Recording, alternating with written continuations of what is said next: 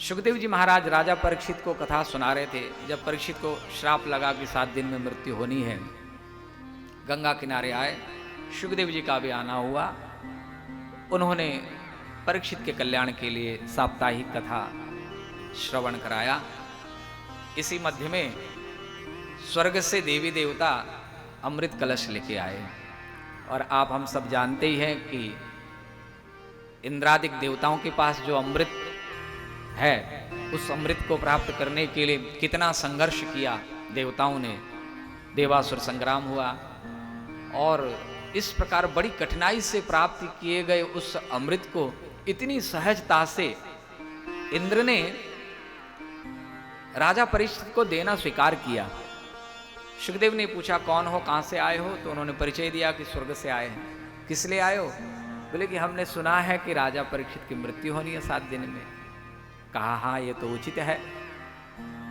हमारे मन में दया आई, हमने विचार किया कि ये अमृत इनको पिला देते हैं, इनके प्राण बच जाएंगे। देखिए, एक बात ध्यान रखने की है, आप जिन्हें जानते नहीं हो, जिनसे कोई वास्ता नहीं है, और अचानक आपका सहयोग करने के लिए उपस्थित हो जाए, तो कभी ये मत समझना कि निस्वार्थ भाव से कोई सेवा करने आया है।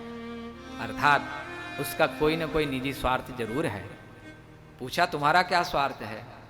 अपना स्वार्थ प्रकट किया कि आप ये अमृत जो आप परीक्षित को दे रहे हो, ये केवल हमें दे दो, और ये अमृत आप रख लो, इसको पिला दो। अर्थात सौदा करने के लिए आए। सुखदेव जी ने विचार किया कि सौदा तो बराबरी का होता है, लेकिन सौदा करने भी आए हैं तो ये कुशल व्यापारी नहीं लगते हैं। बोले कि क्वा कांचा क्वा मणिर्महान, कहां कांच का टुकड़ा और कहां मणि। देखने में तो दोनों एक जैसे लगते हैं। कांच का टुकड़ा भी मणि के सामने रख दो तो वैसा ही चमकता है, लेकिन दोनों का मोल अलग है। बोले कि ठीक ऐसे ही है इंद्र, ये तुम्हारा जो अमृत है ये इस अमृत से बराबरी नहीं कर सकता, क्योंकि तुम सौदा करने आए। अगर तुम विनय पूर्वक अधिकार प्राप्त करने के लिए आते तो तुम्हें ये अधिकार में मिल जाता, क्योंकि तुमने सौदा किया है, एक संकेत किया। भागवत जी का सौदा नहीं हो सकता, भागवत जी का आप मोल नहीं लगा सकते। और अक्सर ऐसा होता है, जब भी किसी कथा वक्ता के पास कोई पहुंचता है कि महाराज कथा करानी है, तो सबसे पहले सौदा तय करता है कि महाराज बताइए कितना लोगे। ये प्रश्न ही गलत है कि कितना लोगे, ये कभी किसी से मत करिए, क्योंकि ना आप पूछ सकते हैं और ना यह व्यासपीठ इसका मोल, इसका सौदा कर सकती है। हाँ, कथा की एक नई परंपरा शुरू हो गई है, क्योंकि अब शुक और परीक्षित वाली परंपरा नहीं रह गई है। बहुत कम जगह यह देखने को मिलती है, क्योंकि अब इस परंपरा में कोई जाना नहीं चाहता है, और ये हमारे देश के लिए बड़ा दुर्भाग्य है। और मैं तो इस व्यासपीठ से मैं निवेदन करूंगा, जितने भी कथा के रसिक जन हैं, श्रोता जन हैं, कि हमारी जो असल परंपरा थी उसको जीवित रखने में आप सबका सहयोग बहुत जरूरी है। क्योंकि अब जो कथा की परंपरा है, इस परंपरा से किसी को लाभ होता हुआ नजर नहीं आ रहा है। इसका एक ही कारण है कि हमने वही काम करना शुरू कर दिया है जो राजा इंद्र ने किया। राजा इंद्र ने भी सौदा किया, कथा का मोल लगाया, कथा का सौदा किया।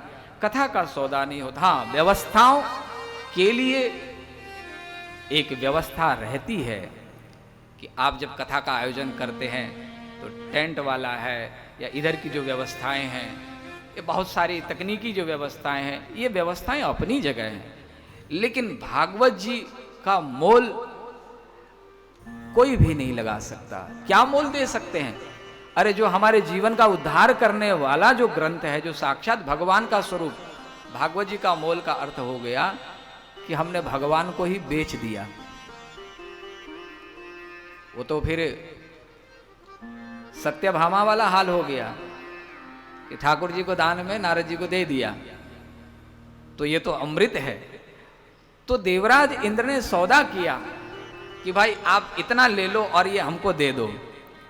तुम अपनी श्रद्धा से आते, सुनते, हम सुनाते, तुम्हारी जो श्रद्धा होती तो अमृत देते, चाहे हमें विष देते, हम तो स्वीकार कर लेते। लेकिन तुमने तो यहाँ कर्म ही ऐसा किया कि हम तुम्हें अधिकार नहीं दे सकते।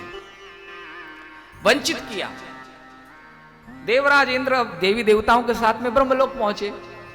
ब्रह्मा जी के आगे जाकर के गिड़गिड़ाए कि बोले कि महाराज हमारी उपेक्षा कर दी, हम इतने बड़े राजा, इतने बड़े लोग गए और हमारी उपेक्षा हो गई। अब कोई बड़ा सेठ साहूकार किसी महात्मा के आश्रम में जाए, बोले कि महाराज हम इतना रुपया पैसा लगाएंगे, तुम हमारे माता पिता का नाम लगा दो, हमारा ये काम कर दो। महात्मा बोले भागो यहाँ से, तुम सेवा करने आए हो कि हमारे ऊपर अधिकार जमाने के लिए आए हो? तो क्या होगा? बोले हम तुम्हें देख लेंगे।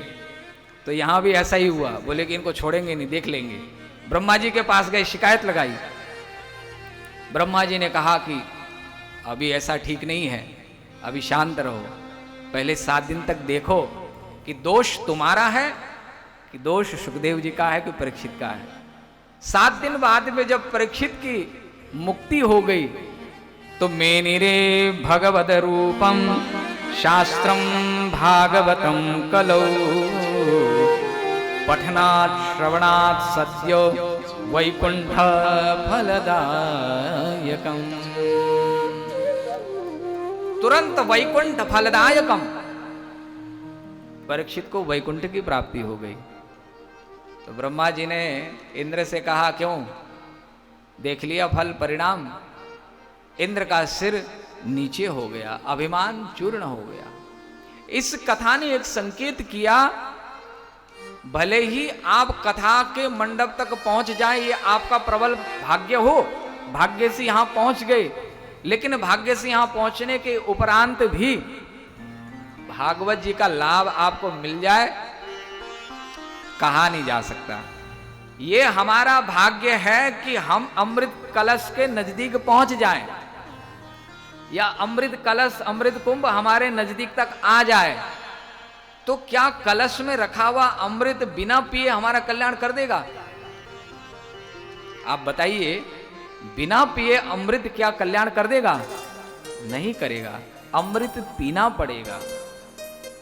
ऐसे ही कई बार लोगों के मन में ऐसे भाव आ जाते हैं और प्रश्न भी होते हैं कि महाराज कथाएं तो रोज सुनते हैं, और कथाओं में ऐसा सुना जाता है कि बड़े भाग से कथा मिलती है। अरे हमको तो देखो, अभी चैनल ऑन किया और देखो कथा हमको मिल गई, अब इसमें भाग्य कहाँ रहा? आजकल तो सुलभ हो गया और पांव पसार के आराम से कथा सुन रहे हैं घर बैठे। बोले कि इसको भाग्य नहीं कहते हैं, भाग्य तो उसको कहा जाएगा जब कथा तुमने पी ली हो। अरे तो अमृत कुंभ है, सामने पड़ा हुआ है, तुमने पिया कि नहीं पिया, ये पैमाना तो होना चाहिए ना। अरे आप बीपी चेक करने के लिए मशीन लगाते हो कि नहीं, कि आज बीपी ऊपर है कि नीचे है, शुगर ऊपर है कि नीचे? आप मशीन लगाते हो कि नहीं? बुखार है तो टेम्परेचर देखा जाता है कि नहीं? तो अब ये कौन सी मशीन है, कैसे पता लगे कि भागवत हमने पी कि नहीं पी? एक पैमाना ये भी तो होना चाहिए ना।